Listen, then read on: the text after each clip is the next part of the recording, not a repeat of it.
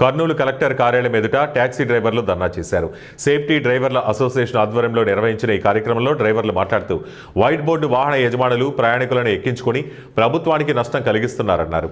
కర్నూలు బళ్ళారి చౌరస్తా వద్ద ఎక్కువ సంఖ్యలో వైట్ బోర్డు వాహనదారులు హైదరాబాద్కు ప్రయాణికులను తీసుకుని పోతున్నా అధికారులు పట్టించుకోవడం లేదని ప్రైవేట్ ట్రావెల్స్ యజమానులు తెలిపారు. రవాణా శాఖ అధికారులు వెంటనే స్పందించి వైట్ బోర్డు యజమానులపై తగిన చర్యలు తీసుకోవాలని డిమాండ్ చేశారు. ట్రాన్స్పోర్ట్ డిపార్ట్మెంటు పెద్దలకి కొన్ని రోజులుగా కర్నూలులో ఉండే ఓనర్ కమ్ డ్రైవర్లు అయితేనేమి ట్రావెల్స్ వాళ్ళు అయితేనేమి ఈ బాడుగల సమస్యలతో చాలా సతమతం అవుతూ ఉంటారు. ఎందువల్ల అంటే ఈ బయట రాష్ట్రాలు అయితేనేమి బయట జిల్లాల నుంచి వచ్చి ప్యాసింజర్ల రూపాల ద్వారా టికెట్ల రూపాల ద్వారా ప్యాసింజర్లు వేసుకొని పోతూ ఉంటారు. దీనివల్ల మన కర్నూలులో నివసించే ఓనర్ కమ్ డ్రైవర్లు, ఓనర్లు, ట్యాక్సీ డ్రైవర్లు, ట్యాక్సీ ఓనర్ ట్రావెల్స్ వాళ్ళు జీవితాలు చిన్న భిన్నం.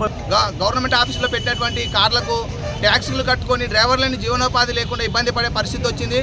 వాటిని కూడా పెంచాల్సిన అవసరం ఎంతైనా ఉందని చెప్పి మా యొక్క డిమాండ్ అండి. కర్నూలులో ఉండేటువంటి ట్రావెల్స్ కానీ డ్రైవర్స్ కానీ డ్రైవర్ కమ్ ఓనర్స్ కానీ వీరందరూ చాలా నష్టపోతున్నారు. సెల్ఫ్ డ్రైవ్స్, బ్లాబ్లాలు అలాగే ప్యాసింజర్ పనులను నివారించి మాకు తగిన న్యాయం చేయాలని గవర్నమెంట్ వారిని కోరుకుంటున్నామండి. Thank you. Srinivas Yadav, Sri Sai travels, Kurnool అండి. చేసుకోనికి మనకి రాదు. మనం అక్కడ నిలబెట్టామంటే మన బండి తాళాలు తీసుకుంటారు.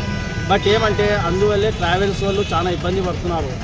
బాడిగా లేక డ్రైవర్లకి ఉపాధి లేక డ్రైవర్లకు ఉపాధి లేదు. ఎందుకంటే ట్రావెల్స్లో బండ్లు బయటికి ట్రావెల్స్ పోతేనే కదా డ్రైవర్లకు ఉపాధి ఉండేది. అందుకే డ్రైవర్లకి ఉపాధి లేదు. ట్రావెల్స్ దగ్గర క్యారమ్ బోర్డ్ ఆడుకుంటూ వాళ్ళ జీవితాలతో ఇబ్బందులు పడుతున్నారు. ఇంట్లో చాలా ఇబ్బందిగా ఉంది వాళ్ళకి.